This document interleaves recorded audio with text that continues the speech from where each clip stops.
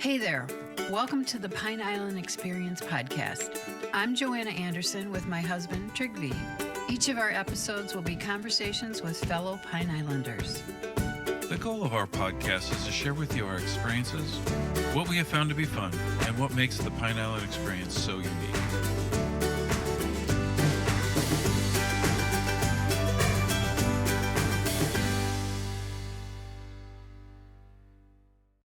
The one I rescued was the one from Galt last year. Galt was, I was thrilled that we had three eaglets in one nest. It happens, but it doesn't happen as often as just two. And being a first year nest, the nest was quite small. So as the eaglets grew and they start flapping their wings and bouncing up and down and getting ready to fledge, one of them got knocked out of the nest. And I went over there and I said, something's wrong. There's only two in the nest. They're so big they can't hide now. When they're first born, a lot of times you won't even see them for 2 weeks because they won't even get their head above the rim of the nest. But these eaglets were big, and I knew something was wrong. So I came back, got my boots, put on some long pants because there's so much poison ivy over there, and went over and walked in, found the eaglet sitting at the base of the tree in a patch of poison ivy. And it just looked up at me like, you're here to help, aren't you? And I got it and brought it back and took it over to Crow. And it was only dehydrated. It had only been out of the nest for a little while. But again, if I didn't find it, it wouldn't have survived the night because here coyotes are prevalent and it would have been found by coyotes for sure. That was Jerry Hook describing how he found the eaglet that fell out of its nest last year. Jerry is an Audubon Eagle Watch Volunteer and a nature and wildlife photographer. Jerry watches his eagles in their nests diligently every year, starting with their return to the nest, then the birth of their eaglets, and finally watching the eaglet's amazing 3-month development. As a wildlife photographer, Jerry shares eagles' photos on many Pine Island Facebook pages, much to the delight of Pine Islanders. And now, here is Jerry Hook. We're here with our friend Jerry Hook, Audubon Watch Volunteer and photographer, among other things. I'm sure you can fill us in on, but thank you very much for joining us today. We look forward to seeing you and hearing you on the podcast. Thank you. You're welcome. So how we get started is we start at the beginning, and we want to know all about you before you came to Pine Island. Where you grew up, where you went to school, what your jobs were, and all your activities. If you could fill us in on that. Well, that's the easy part. I was born and raised in the Catskill Mountains in New York, a little paper mill town called Napanock, about 700 people. Unfortunately, the paper mill burnt down in 1970, but I was in college and wasn't there. But my family lived directly across the street from the paper mill, and the fire department spent most of their time watering down our house so that it wouldn't burn down because it was so close to the paper mill. But when I graduated from high school, I went to college in Boston at Northeastern University, which was a great experience because it's a cooperative education school. So I was basically in school for 3 months working, and I was fortunate to get a job in my chosen profession, which was environmental engineering. So I'd work for 3 months and then go back to school for 3 months and graduated that way.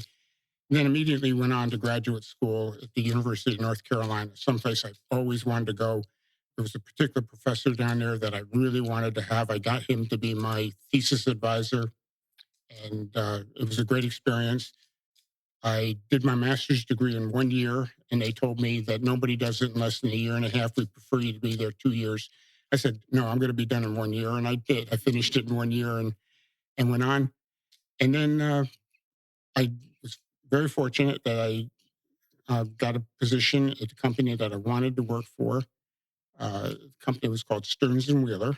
They're environmental engineers and scientists, and they're located in Cazenovia, New York, which is a very small community. To find a nationally recognized engineering firm in a small town of less than 3,000 people was really unique. And I remember to this day, they're going up there for an interview Nancy and I were married. We got married when I was in graduate school, and we were driving up there, and the choices was go back to work in Boston or this company. And I did apply to one other company out in Oregon, but she didn't want to go to Oregon at all.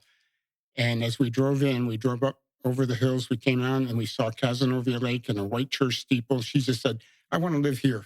Oh, wow. So the interview was fine. I knew the people already. It was really a formality to take the interview, and they offered me a position. And I worked there my whole career. I never left there, and became we were a partnership in the beginning until we formed an LLC, a limited liability company. And then I became the president of the company and was president until I retired. And it's been 10 years now that I've been retired. So Time flies, huh? it does. It does. Well, you still consult for them, though, don't I you? did up until January. I was on books as a consultant, basically still doing some new business development work, introducing them to people that I knew, the people that took over. And one of our big clients was the Coca-Cola company. And I traveled all over the world with them.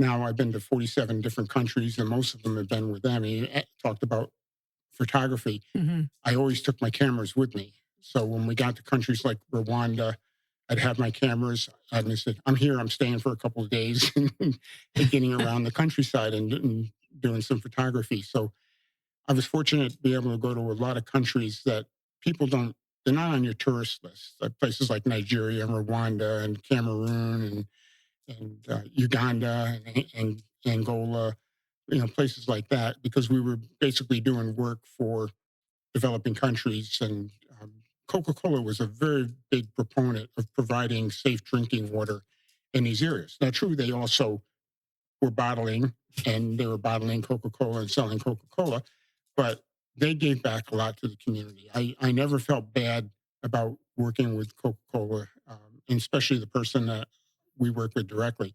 We were doing a lot of education. We developed the educational programs for Coca-Cola, and then I was asked to come along and present them. And even after I became the president, they still wanted me to do it, and I still wanted to do it. So it was Of great. course, you could take pictures. Yeah, I got to get some good photographs, and it gave me a real good introduction to Africa also. So Africa is one of my places that I go back to. And I very often don't go back to the same place because there's so many places in the world to go and see. Mhm. But I've been to 11 of the countries in Africa, and I actually started for a while uh, before we moved here to Pine Island. I was taking groups over, about 6 people once a year, over to Africa for photo safaris. And I got really good contacts over there that I could set it up and do it. And Africa never disappointed. It No. was always great. I mean, wildlife is unique to the world, and the people are so friendly. I mean, they're extremely, extremely friendly. And the company I worked with was very good because they had private camps on the conservancies that were owned by the Maasai people, and they only employed Maasai people. So when you got there, you weren't dealing with people that came from Great Britain or something like that. You were dealing with the locals. And I've made some really good lifelong friends of the Maasai people over there. And when I go over now, they go, "Is Jerry coming back this year?" Oh, how cool is that? Yeah. But when did you first discover photography? How old were you? I was probably like about 10th grade in high school. Yeah. And I just really started it because our family started taking some trips. And the first one was we went up to Montreal. I've never been out of the United States. And we went up to Montreal. I just took on the role of being the family photographer that recorded our vacations. And back then I had one of those Polaroid cameras that after the film came out, you had to put the liquid on it and Right. preserve it and that. It's just something I just love to do. So I just kept doing it. And then when I went to college, I bought my first 35 millimeter camera. It was a Minolta SRT 101. I still have it. Mhm. It's in my little collection of cameras I have. And Was it film or it digital? was, of course, it was film back Film, then. Yeah, okay. it was, and it was totally manual. I mean, there was nothing electronic about it at all. Back when that's the way photography should be, though. not a proponent of all this digital imaging and Mhm. stuff. I mean, I use digital cameras now. All I do is I develop them like I tell people what I do with Lightroom is I develop it the way you would have developed it in a dark room. Mhm. And that's pretty much what I do. Once in a while, I'll do something like a little unique. I took a photograph of a bald eagle that I just thought that this would look great in black and white. But I also thought if I left the beak yellow and the feet yellow and the eye yellow, it would really stand out. And it came out so nice that it was just like, oh, that really looks good. Yeah. And it's still the actual thing that you saw. Yes. Really, Yep. you know. That also harkens back Yeah. to the day where you had to pay attention to the lens and you were guesstimating or estimating the distance of the subject from your lens because that controlled what was in focus or out of focus and those kinds of things. Understanding how light or bright or gray or dull it was that day and setting your aperture and so Mhm. forth. In a way, the automation has helped, but I also think it's kind of hurt a little bit because I don't know that people learn enough Exactly. about how the camera's working and what the resulting image will or will not be based upon those settings. Yeah, you're absolutely right with that because, back then you were always tied into the film too. And if you put a roll of 64, back then, 64 speed film into your camera, that's what you shot at. You Mhm. couldn't take that and change it halfway through the film. Now with digital cameras, I can shoot at ISO 100, go to 800, go to 3200, all in the same time. So yeah, it offers a lot more flexibility. But I have some friends that were professional photographers that really have gotten out of the business now because they say the digital camera, everybody has a camera, Mhm. whether it's a cell phone or a camera, and they take so many pictures that at a wedding they're going to get enough good ones so that it's kind of really hurt the professional photography market. You probably went through this. I remember buying a roll of 36 and it was like Pan-X or Tri-X. I think one was like about 100. The other one was like 400, if it's low Yep. light or speed stuff. And I got into clouds for a while. And so it was the first DSLR. And I think it was an 81A red filter. I can't remember. It was something like that because it would increase the contrast of that Right. cloud against the Definitely. blue sky. And like laying on my folks' driveway. And so you saved up to buy the 36 roll of film. And I don't think people remember or appreciate this. So you had to spend money there. Then you had to spend money to get it developed and get like a contact sheet. Then you had to review those, decide what you wanted, and then you'd buy prints. This was not a cheap No. hobby for a kid to get started in, but the creativity certainly was there. And I think it probably escalated the learning because at some point in time, you're like, I can't afford to be wasting 36 frames on every 36 roll. Yeah. And my very first trip to Africa, not on business, but just for pleasure on a photo safari, I took 86 rolls of film with me. Did you? And back then, you had to put them in lead bags Yes. in order to get them through the x-rays at the airports. And then when I came back, the 86 rolls of film cost me over $2,000 to develop. So today now with a digital camera, I go out and I'll shoot 200, 300 Mhm. frames and come back and throw 90% of them away on my computer right And the away. memory card's still good. Yeah, the It memory didn't card's still cost good. you anything. No. It's your time. When did you discover Pine Island? Well, we discovered Pine Island probably about 8 years ago. We were RVing before we lived here on Pine Island. Uh, we had a motorhome, a nice big motorhome, 35 foot, and we traveled around the country for the winter after retirement. And it seemed like every year we'd end up back on Pine Island. We found Pine Island just because we were going along the Gulf Coast and we were looking for a campground and we saw the KOA on Mhm. Pine Island. So we stopped there. And we probably spent 2 weeks the first year here. And then the next time we were in Florida, we decided to come back to Pine Island again and maybe spend a little bit longer time. And then finally we were staying like about a month on Pine Island at the KOA. Finally, my wife Nancy got tired of traveling around. I mean, I enjoyed it. I love going to different places. And she said, I'm just tired of being 2 weeks here and 2 weeks there. We don't get to make any friends. We're packing up, we're moving again.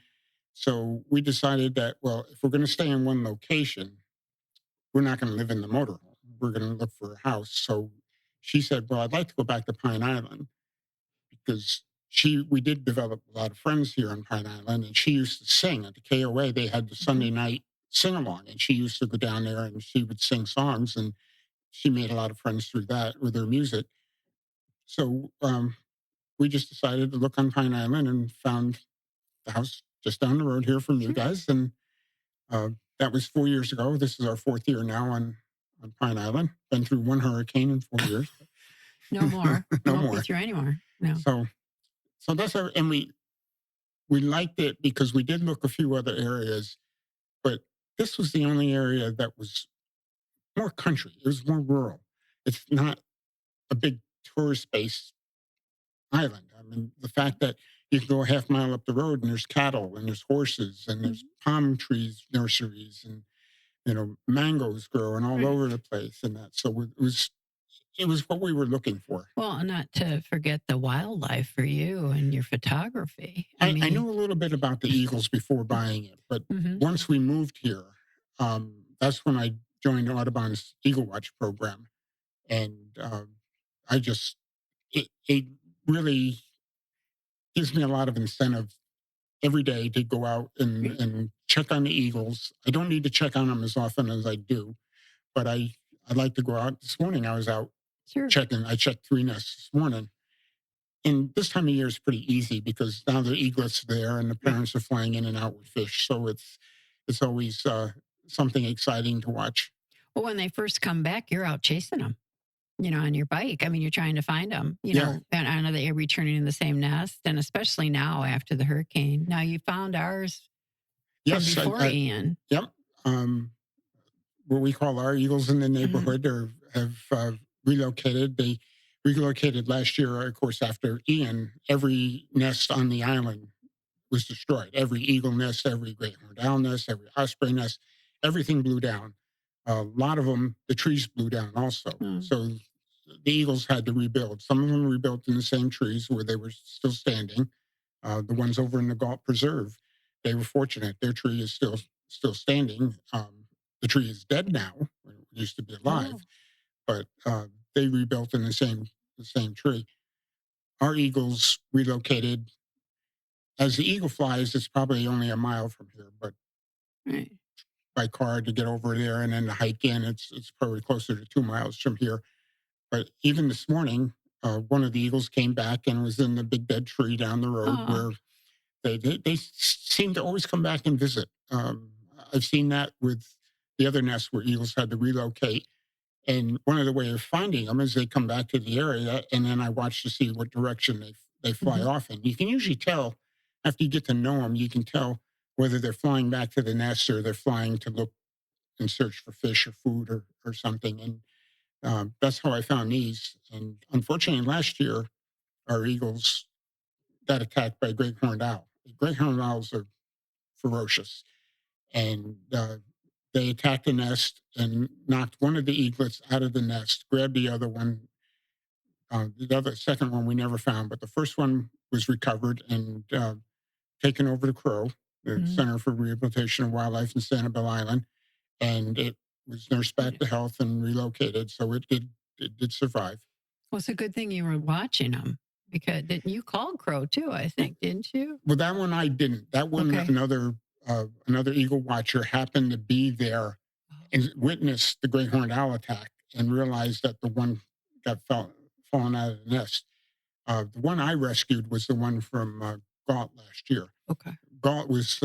I was thrilled that we had three eaglets in one nest. It happens, but it doesn't happen as often as just two.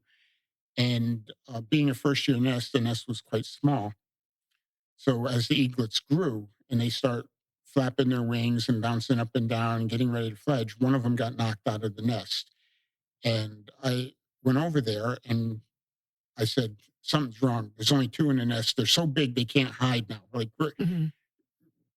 when they're first born, a lot of times you won't even see them for 2 weeks because they won't even get their head above the rim of the nest. But these eaglets were big and I knew something was wrong. So I came back, got my boots, put on some long pants because there's so much poison ivy over there, and went over and walked in, found the eaglet sitting at the base of the tree in a patch of poison ivy.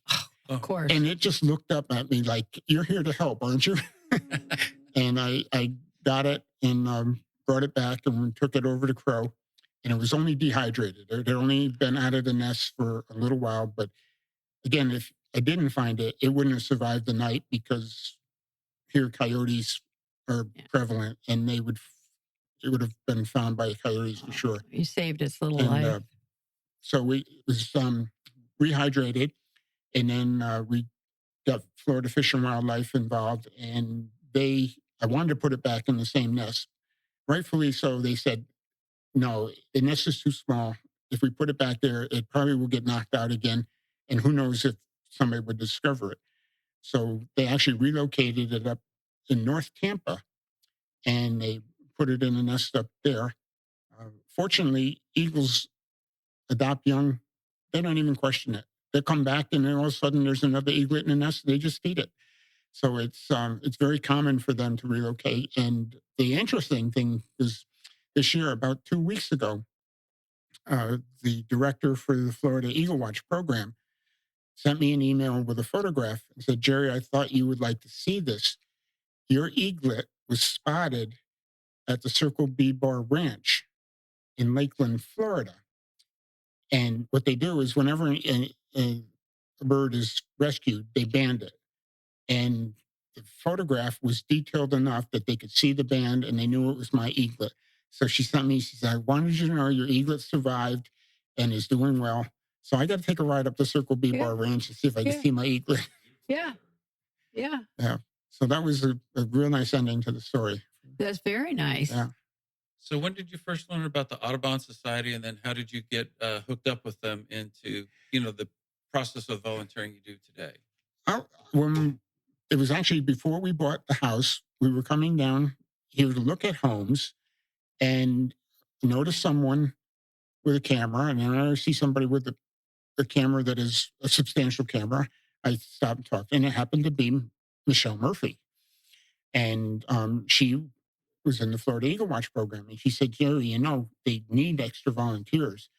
So I contacted the Florida Audubon Society and made arrangements to take the course. It's about a 2-hour course you take on, and you can do it online, and it's visual video, and got to be an Audubon Eagle Watcher, and told me what my duties and responsibilities were, and that. So when I just started the next season, I started doing it and added more nests and more nests because I like to explore.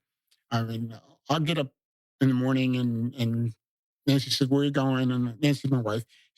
She said, "Where are you going?" I said, "I'm going out to explore." And I'll just go places that I haven't been before.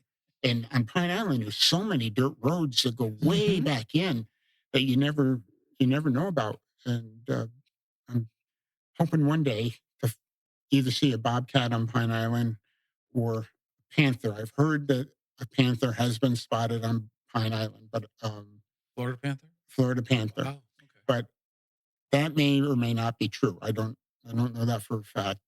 But anyway, I know there are bobcats on there. There are bobcats. I'd like to see a bobcat and photograph. They look just like a big kitty. Excuse me? They look like a big kitty. I ran into them, not here, but in Tampa. Yeah, I said, that's not a kitty when I got close to it. 2 years ago, I got some great photos of a bobcat with 2 kittens. And I made the mistake. I was in a preserve, and I was sitting and just waiting, and I had my camera, and it was on a beanbag, and people started walking by, and they said, "What are you doing?" Because they couldn't see anything I was photographing.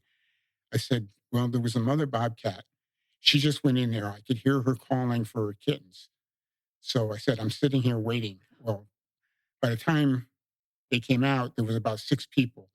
And as soon as the kitten came out in the open, people started screaming, "There it is, there it is." Turned right around and ran. Aww. Fortunately, I got off a couple of shots before it was scared off. But they didn't know any better. Yeah. The people. So now I don't tell people. I even keep some of the eagle nest locations kind of quiet, especially in the beginning when they lay the eggs and are sitting on eggs. Since that's the time where if they get scared off, the eggs may not hatch, because they need to keep the eggs warm for about 30, 34 days before they hatch. So that's a long period of time. So I don't send people to eagle nests there. When people ask me, just like this morning, there was a group of about 5 or 6 people over at Galt, and they wanted to go into the eagle nest. And I said, "Well, you can't. There's there's a sign there that says no trespassing past the sign because of the eagle nest."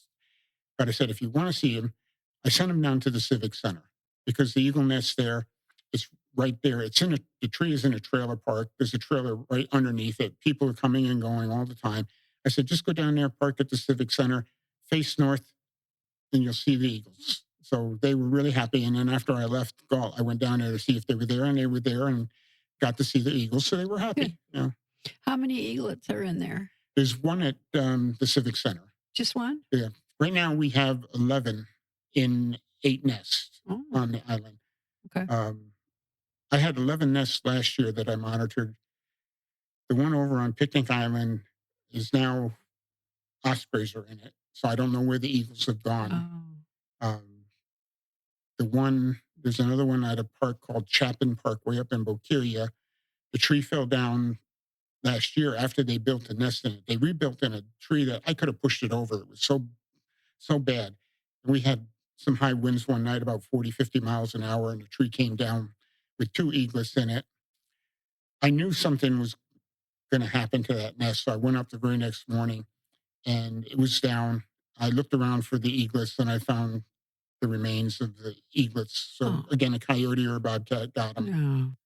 Then there was another nest where the nest came down and they rebuilt somewhere, or they didn't come back. I don't know. I just can't find them. There's places on Pine Island you just can't get to. Hmm. I love that Yeah. fact about Pine Island that it's like that. Hmm. So anyway, we've got last year we did really good. Last year with 11 nests, we had 16 eaglets, and 13 of the 16 survived. We Yeah. lost the 2 in the nest that came down, Yeah. and the one the great horned owl got. Yeah. That's pretty good. That's pretty good. Yeah. Yeah. So, what are some of your duties as a volunteer for them? Well, the duties are primarily to monitor and get data on the eagles. It works in different phases depending on the stage. So in the beginning, we're at nest construction, nest rebuilding, adding to the nest. Uh, then you can tell when they're on eggs because the one eagle will just stay there for like 30. The other eagle will come in and take over for a little while, but it's primarily the female that does it. And I got a photograph this year that I've never seen this before. They have a brooding patch where they have skin that they can put directly in contact with the eggs to help keep the eggs warm because the feathers are insulators. And I got a picture of the eagle that I could actually see the brooding patch. And I said, I've never seen that before on an eagle. So that was kind of unique. Then it gets, after the eggs hatch, that's when it gets really interesting because now you got an eaglet that needs to be fed day one. And, it's not like a mammal that they can nurse them. They have to go out and get food and bring food back. And that's when you really start to get the activity of the eagles flying in and feeding the young and that. And then when the eaglets are they're starting to get ready to fledge, they're very active in the nest and they're bouncing around, they're testing their wings. So our goal is we identify how many eaglets are born, and then there's only 2 outcomes. Either the eaglets fledge or they perish. And that's what we're trying to provide the data to see how many of the nest. And there's a lot of nests in Florida. There's 1,643 last year, nesting pairs in the state of Florida. Florida has the 3rd highest density of eagles of any of the states in the United States. Alaska's first, Minnesota's second, and Florida's third. And most people don't think of Florida as an eagle state. No, You that's think of eagles as amazing. being cold weather areas, but it's just because there's so much water here, there's so much food for them, and unfortunately, the biggest threat to eagles today is development, and it's loss of good nesting trees and stuff. And we lost a lot of good nesting trees with Hurricane Ian. Now you talked about traveling and always taking your camera with. Then have those primarily been for your own enjoyment, or have you also sold photographs to people, or talk a little bit of your kind of journey as a photographer? Without being big headed, I classify myself as an advanced amateur nature and wildlife photographer.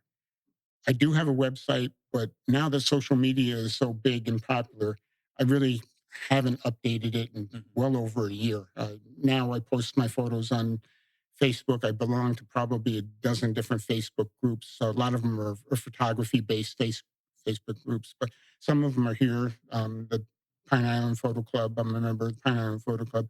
Another one here is the Sunsets of Pine Island and Matt Lachey Club. I love taking pictures of sunrises and sunsets, and not many people take sunrises. So I post the sunrise photos on there because I'm up that time of day anyway. And then, of course, we have our local St. Jude's POA Facebook Hmm. page, and then I have my friends list, and I have a photo club back north, Swamp Snappers Photo Club, that it's in the Great Swamp Conservancy. We're a subgroup to the Great Swamp Conservancy, and I posted there, and they like seeing some of the photos from Florida and stuff as we travel around. But as far as selling, if somebody is interested, I'll sell them at my cost. I don't do it to make money. I'm not a professional photographer. I would love to be, but I just at this stage of my life just try to start a career and get it going as a photographer. Hmm. And I don't. I've seen professional photographers; they are a step above me. I'm not. I'm not in their same class, really. And maybe if I get my new camera, it'd help. But I do. It does seem like a bit of a challenge in that, to your point, uh, mobile phones now you can always see somebody else's photo, whether it's Facebook or some other posting. And I think the value and possibly the appreciation of a printed piece of artwork has gone down compared to where it used to be. I mean, it seemed, maybe I'm wrong, but it seems like they used to be valued more highly, like they wanted a print, whether to frame it or do something with or as a memory. And now, your photo albums and you can store thousands upon thousands of pictures. And it's also, too, is it like, what is it called? Instant gratification. They look at the photo and it's done. And I think probably stuff that you've done is and other wildlife, it's like it's just a great in time, and you appreciate Mother Nature and the animals and how they're surviving, and it means a little bit more. But I like you look on the phone, and I think people dismiss stuff way too quickly. Yeah, I agree with that. I think so too. But I don't even print that many because how many prints can you have in your house? Right. But what I enjoy doing though is when I get back from a trip specifically for something. Like I went this summer to Alaska in September. I went up during what they call fat bear season because the bears have been eating salmon Okay. all the summer long, and they are just rotund. They are. It's amazing how much weight they put on, but they look so great and they're so healthy. So when I got back, I put together a photo book Oh, so that cool. when people come, it's like a little coffee table book, but I just do it for myself. I just use Shutterfly Hmm. Hmm. and put them together. But it's nice to have that. So somebody comes in, you don't have to get out and run through slides on your camera or on your computer to show them. You can Yeah. just show that. So I usually do a photo book of the trips that I take specifically for. I used to do one for every winter when we traveled around, but now that I stay here in Florida, I don't do one. That's incredible. And I've seen your pictures. And with the club that you're in, I know you did a presentation that you shared with me that I found very valuable for people, things they need to know about learning photography. Yeah, I like teaching people about photography. I've helped quite a few people, and with my photo club up north, the Swamp Snappers, there I'm actually the program director for the photo club. So every month I set the program, and I probably end up doing about 75% of it myself. Hmm. And I'm not going to be there for the total eclipse, but the total eclipse comes right through New York. It comes right through where the area we live in. So I did arrange a program for the photo club on April 8th. And they have the location, and we got about 16 people going. And I put together photo tips on how to photograph the total eclipse because that is tricky. And then my first time was in Sweetwater, Tennessee. I keep telling people I drove 13 hours for 2 minutes and 37 seconds of total eclipse, which I did. And But it was worth it, it wasn't was it? worth it. It is. I would recommend anybody that has it this year. It'll be another 7 or 8 years again before it comes across the United States. But it starts in Texas and it goes up through um, along like the Mississippi and then across Illinois and New York and then up through um, exits the United States and Maine. But if you can get there, it's an experience of a lifetime. Everybody should have good fortune of seeing one. And the thing is, I was there, and the eclipse is starting, and I said to everybody, don't go any place where there's streetlights because streetlights will come on, Right. and you don't want the light pollution. Well, I was out in this big field, and before the eclipse, the birds are singing, everything's going on. You hear all this. The total eclipse comes. It's just dead silent. The birds stop. It's just They're magical. like, what's going on, It's right? like it's midnight. They, Yeah. they don't know what's going on, but it was just so eerie and so great. And I would say I've never photographed an eclipse before. You can't rely on your autofocus. You can't rely on your light meter. So you're talking about, going back to the days where you look at the light, you try to understand the light, and you set it. And I was able to get some great photographs. There's, and I told everybody in our camera club, I sent them all solar glasses. I said, you got to have them. So I got solar glasses and gave everybody Oh, a how pair of solar nice. glasses. I said, first thing and most important is safety. When the partial eclipse is occurring, you still can't look at the sun. Don't, yeah, you can glance at the sun any day, just for a second, but you can't stare at the sun like you do during an eclipse. I said, so safety is the most important thing. But then when you get to the total eclipse, I said, there's three things you want to look for. One is called Bailey's beads. The other one is super corona, and then the diamond ring as the eclipse the sun is exiting from behind the moon. I said, for all of those, you can look at it, you can photograph them. I said, don't fall into the thing where the only way you see the eclipse is through your viewfinder and your camera. It's an experience to enjoy. I said, in New York, they're going to have a little over 3 minutes. It's like 3 minutes and 20 seconds, which is pretty long. I said, you can get a lot of photographs in 3 minutes and 20 seconds, but take your eye away from the viewfinder and look at the eclipse and enjoy the eclipse. Yeah. It's a great experience. And I've read that same tip just from taking pictures. Yeah. Quit just looking through your viewfinder. Look around Mhm. and enjoy it and continue. But I think 3 minutes isn't very long to get, because you're trying to remember everything you're supposed to be doing to focus on that picture. But you sent them all tips. I got them tips, yeah. That was very nice of you. Hopefully they'll get some good photographs. But before I left, I showed them my photographs of the eclipse and what to look for. Yeah, they need to look Yeah, like this. yeah. You told them, right? Well, too bad you're going to miss it.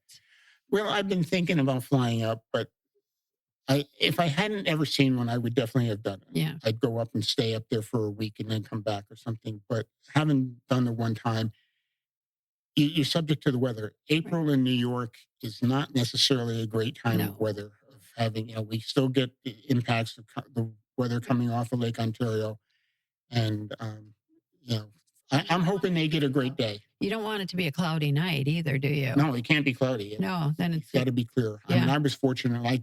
Even going down to Sweetwater, Tennessee, Yeah. you take the chance. I'm driving 13 hours. The weather forecast said it was going to be good, but Mhm. fortunately, it was beautiful. It wasn't Yeah. a cloud in the sky. Are you still? I remember you would go take your van to the Everglades, or are you still Well, we taking? got rid those? of our van. Oh, Yeah, we don't have the van anymore now. I still do. I still go over to the East Coast. There's many places on the East Coast of Florida that I'd love to go to. Merritt Island National Wildlife Refuge is one of them.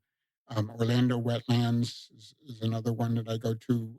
Blue Heron Wetlands is another one I'll go to over there. And then I love going down, and I will be doing it in March. A place called Wakota is a great place. It's a rookery, and anybody who wants to go there, you can actually. This year they've installed a camera So you could actually go online to Cotahatchee Wildlife Refuge, and you can see the birds because they have a rookery, and it's a boardwalk, and the boardwalk is elevated, so you're at the nest level, Oh, wow. and you could see the baby um, egrets, the baby herons, the baby wood storks. You get lucky, you can see some roseate spoonbill babies. Mm-hmm. So I go there every year, and around there I go to also Green Cay. That's where I photographed the bobcat, the baby bobcats was Mm-hmm. at Green Cay. And then there's another place out there called Lakahatchee that I go to, which is a wildlife management area. It's not Mm-hmm. a wildlife refuge. But Well, there's a so I'll ton go of out and places for you to go to. Florida has a lot of great places. Yeah. Yep. So The St. Augustine Zoo has an elevated boardwalk through their rookery. Excuse me. that's at the alligator farm. Yes, excuse me, at the alligator farm. And Yes. at first we say it seems like, well, why would they build? But then and to your point, you're up at nest level. It just changes what you can do with the photographs and stuff because you're right. Some of them are too small to see above the nest, or the parents naturally protecting them, and to be up on that level. And I think the one year we got like a photographer's pass and went in before the general public came in. Well, everybody's there being really, really quiet, and they don't have your experience. People yelling, "There they are! Look at that Yeah. baby!" and scaring them. Plus, the fact that I think with the boardwalk up there, the birds that are nesting there are probably more used to human traffic because they know you're constrained to that boardwalk, and you can't walk over and get them. Yeah. Even the bald eagles. I mean, they're you take the ones that are down there at the Civic Center, they're right in the trailer park. Mm-hmm. They become acclimated to people. They're used to the people going by. I mean, here in St. James City, everybody's got a golf cart. They ride back and forth on the streets. They have music at the Civic Center. So the eagles do get adjusted to it, but Mm-hmm. it's the eagles that are out in the wild where if you approach them, you would disturb them. And, people ask me, well, you know, how close can I get to an eagle's nest? Well, there is no hard and fast legal rule about it now. But if you're close enough that you disturb them and you cause the eagles to leave the nest, and it could cause the babies to either die or the eggs not to hatch, then you're in violation of the federal law. And so it's really, you need to stay back. And the rule of thumb is 100 meters, which is about 330 feet to stay from a nest. And I tell people, you don't want to get any closer than that anyway, because the nests are way up there. And if you get too close, you can't see anything. You need to be back. You need to be with a pair of binoculars. And that's the best way to observe a nest is to stay back and keep your distance from it and observe it. And I said, if you're patient, you'll see something happen. And I said, as far as getting eagles close, the other day I was over at Galt and I was back uh, quite a ways, actually very near to where my car was. And I was set up there and looking at him with a pair of binoculars. And the eagle left the nest and came and flew and landed in a tree right above my head. So if you're patient, you may get the eagles come to you instead of, and that's true with any wildlife. If you sit there and you're patient and they accept you into their environment, then they're going to act natural. You don't want them to be disturbed and acting unnatural. I assume you have to be quiet and other common sense things, right? I mean, you don't want to create noise because then they're not going to either leave the nest or they wouldn't have flown over you. I'm sure you were pretty much standing there quietly, simply observing. Oh, yeah. Yeah. And I also, because of the mosquitoes are so bad here, I have a mosquito jacket that really acts kind of like camouflage because it breaks my silhouette up completely. You can't see my face. So, when I'm sitting still, I just look like another blob out there instead of a person. Right. But I hate the mosquitoes. Oh, and they're terrible here, aren't they? Just terrible. But I think I saw a helicopter today spraying. They were spraying today. Yeah. I saw that. So that's good news. Yeah. One thing I've been dying to ask you is what was it like standing in a field of 400,000 penguins? Come on. Yeah. What was that like? Were they as tall as you or? No. These are all little? These are Gentoo penguins. Okay. I saw chin snaps and Gentoos primarily on that trip. But that was fantastic. I mean, I've been to 47 countries and I had been to 6 of the 7 continents. I had never been to Antarctica. And my friend at Coca-Cola had gone to Antarctica, and he was telling me about it. And I said, "That's it. I'm going to Antarctica." And fortunately enough, being retired, I was able to make plans at the last minute. And because I made my plans to go a week before the boat was going to leave, I got it for half price. So it was really a great deal. And I was by myself, and I met some other people on the ship that were by themselves. And one night they said, "Oh, this is a great trip, but it's so expensive." And I sitting there with a smile on my face, and they said, "What?" And I said, "Well, how much did you pay?" And they told me, and I said, "Oh, how much I paid." And they go, "What? How did you do that?" Oh, But again, it's just being able to take advantage of, and especially when you travel single. And I do a lot of travel single. A lot of places will charge you a single supplement, Hmm. and because they can put two people in a room instead of one and get all that extra cost. So by going last minute, I said, "Well, I don't want to pay the single supplement." I said, "I'll take the room if you can waive the single supplement." So I got half price and then no single supplement. oh, So wow. it was really a good trip. But it's so amazing because the penguins in Antarctica, you talk about a place where the animals have no fear. They have no fear of people. Um, that particular place, we weren't on shore, and you can just walk right among them. You just sit down, and the penguins would come right up to you. I mean, I had penguins that actually got too close. I couldn't photograph them because they were too close to me. You say, move away. And then we went off to another area in Antarctica, and the penguins, when they come ashore, a lot of times their nests aren't right there near the shore, and they've got to walk through the snow and get up.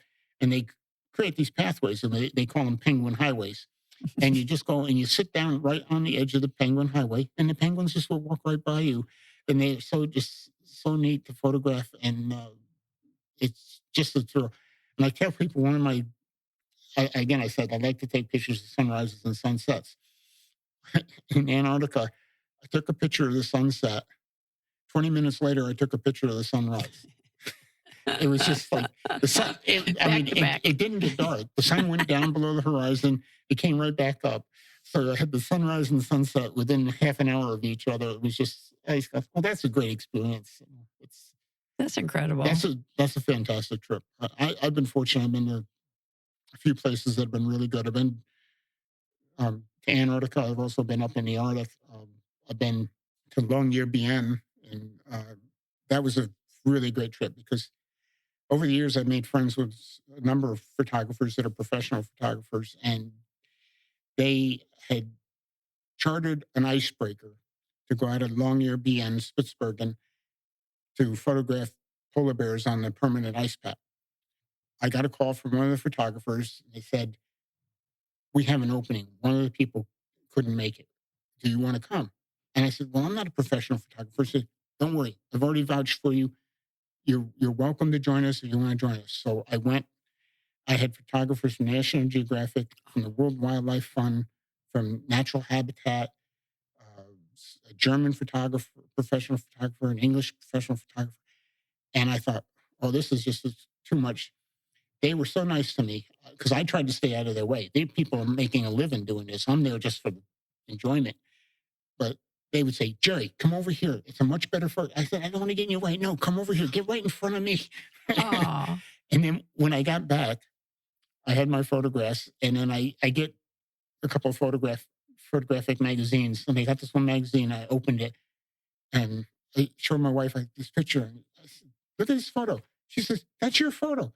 I said, "No, the photographer was standing right next to me that took this photo. I have the exact same photo." Same scene. Oh, Mm. what an But experience. it's been good. It's really been. I've been twice now photographing polar bears. Once to Churchill on Hudson Bay, Mhm. and then one side of Spitsbergen.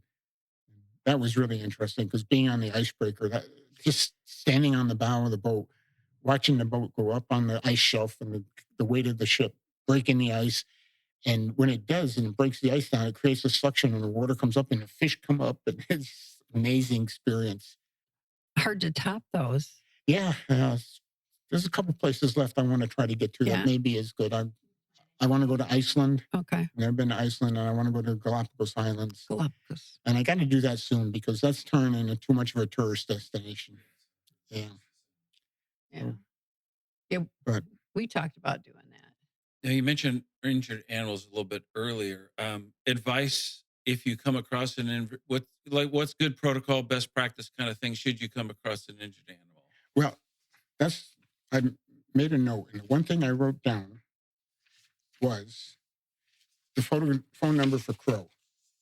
Because if you come across an injured animal, the best thing, because we're not professionals on how to handle animals, and very few of us have been trained in how to handle animals, the best thing to do is to call the Center for Rehabilitation of Wildlife on Sanibel Island. They have a number that is active 24 hours a day, 7 days a week. So it's 239-472-3644. It's extension 222. And they will tell you what to do. They will find out where you are. They have handlers that handle injured animals. They have transporters. Um, and fortunately, we don't always have to go all the way over to Crow. There's the Chiquita, Chiquita, Chiquita Animal Hospital. Oh, yeah, right. You can take them to Chiquita, and then they will transport them over there. Okay. But the only problem with that is that they only go like the first thing in the morning. So you got to be there with the injured animal in the morning to go. Well, if an animal gets injured in the evening, you don't want to leave it set. You want to try to get it somewhere. So at that point, you need to go into Fort Myers. But they'll tell you that when you call Crow, they'll tell you where to take the animal so that it gets some treatment. But that's the best thing to do for us. The only time that really I tell people that you want to handle animals that could be in danger or not is like turtles and tortoises crossing the road. Because I stopped and got one on Burnt Store Road the other day. The traffic on there for a tortoise to cross that road is and make it would be remarkable. So what you do is you stop, you pick them up, you take them in the direction they're going to the other side of the road. You don't overtake them back because they'll just want to go back the same way. But that's the only time I tell people to handle animals and that themselves. So that's okay to pick them up and take them across. It's okay to pick.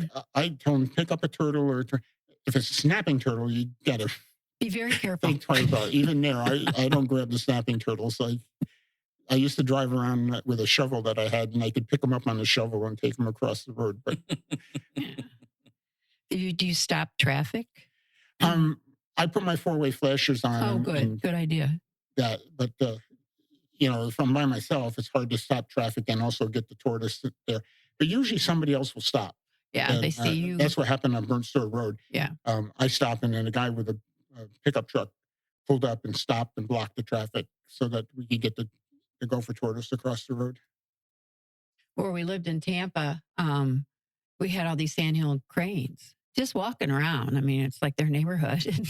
They would be in crosswalks. And you just you'd stop cars. You're almost like a crossing guard. Just let them go across. They were adorable, but they weren't afraid of us. They're just walking around. So, but they could get hit. Was there anything that you wanted to mention before we're done? You asked about the Audubon Society, and I don't know how much people know about the Audubon Society. The Audubon Eagle Watch program is unique to Florida. This is a Florida initiative for the Audubon Society in the state of Florida that they do it. We don't know of any other state that has an Eagle Watch program like this. It started back in 2000, and the first year they had only 22 volunteers. This last year we had 709 volunteers across the state of Florida. So that's a lot with 1,600 nesting pairs. That even averages more than two nests per person. I probably do more than most people, but I'm retired, so I can get out there and do it. The requirement is you have to visit the nest at least twice in a month, and they recommend that you do it for 20 minutes each time. Well, I do them about twice a week to get out and do them, just because I enjoy doing it, and I like to see the progression of the eagles. I'm always amazed at how fast they grow. 3 months from hatching to the time that they're flying. It's just amazing that they grow that fast and are ready to go out that fast. But for people that don't know, the Audubon Society actually got started by two women in Boston. And the reason they formed it was because they wanted to stop the slaughter of birds that were used for the feathers in women's hats. Mm. So the two of them started it, and then the initiative caught on in some other states, and then that was like in 1895 or 19, and then in 1904, the Audubon Society actually formed, and it's set up to be, protect birds and their habitats, and they do it through actually protection activities, but they also do it in developing a lot of policies and procedures for protecting the birds. I think one of the best things they've done, and the thing that I'm really, really interested in, is the bald eagles. That it was the Audubon Society that really took the initiative to ban the use of DDT in 1960. And of course, the bald eagles were on the endangered species list then. I think it was like 1994. They went from endangered down to threatened, so that now they were only threatened. And then it was, I think, in 2014 or 2007, one of those 2 years, the federal government dropped them off of the endangered species list altogether. So they're protected now. They're protected by the Federal Bald and Golden Eagle Protection Act, where now it's illegal to kill, possess any part, any feather of a bald eagle or a golden eagle, and it's illegal to disturb the nest. And so, when you asked earlier about what do you do, how do you get close to a nest to see a nest, the thing that you can't do is you can't disturb the nest. And if you're caught doing something that is going to disturb the nest, you could be subject to federal prosecution. Good. That should keep people away. But it's amazing. In our lifetime, we saw them go from endangered to protected. I mean, Yeah, it's incredible. Yeah. It's not a long period of time to just before have coming saved over here. I watch every kind of nature show there is on TV, and just coming over here, I was watching one on the Florida panther, and there again, the Florida panthers were down to where they was less than 20 of them left in Florida, and now they're coming back pretty good, and they've developed the Florida wildlife corridor, them. so Mhm. the animals can actually go from the Everglades all the way up into northern Florida now through either public land or private lands that is connected to create this corridor that they can, because the Florida panthers need a lot of territory. They need like 200 square miles of space for each Florida panther. They like to roam. Yeah, they like to roam. Wow. I'm glad they're being saved now, too. Well, thank you very much. We're so happy Okay. you came. This is your time of year. The eaglets are getting ready to, Yeah. if they're not Yep. fledgling already, are they jumping around on the branches? Yeah, and we got some great horned owls that are nesting. Oh, good. I know 3 great horned owl nests. 2 of them have babies in the nest. One is still sitting on eggs. So, but right here in our neighborhood, we're going to have great horned owls. Well, tell them to leave the eagles alone. No So more I think the incidents. eagles are pretty well set now. Good. Good. But Well, thanks so much, Jerry. We enjoyed Yeah. this. thank you. It was a lot easier than I thought it was going to be. You're great. Thank you. We hope you enjoyed our Pine Island Experience podcast. If you have any ideas for us, people to interview, or any comments, please feel free to email them to us at pineislandexperience@gmail.com. That's pineislandexperience, all one word, @gmail.com. Don't forget to like us, and you may subscribe to this podcast using all the major catchers like Apple iTunes, Google Podcasts, and Spotify. Thanks again for listening, and remember, island life is a constant vacation. We'll see you on the next podcast.